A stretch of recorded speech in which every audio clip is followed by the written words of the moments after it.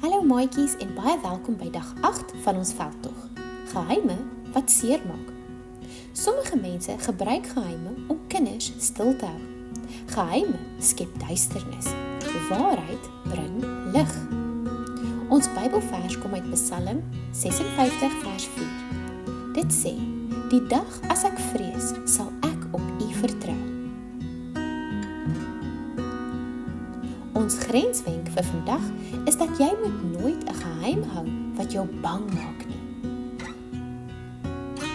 Ouers en kerklidmate, vertel gereeld vir jou kinders: Ek sal jou altyd glo. Jy kan my enigiets vertel.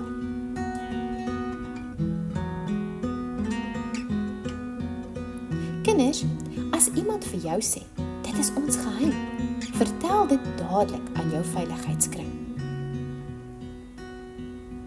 Hierdie episode is vir jou gebring deur die Adventiste Kinderbediening Departement van die Noordelike Konferensie.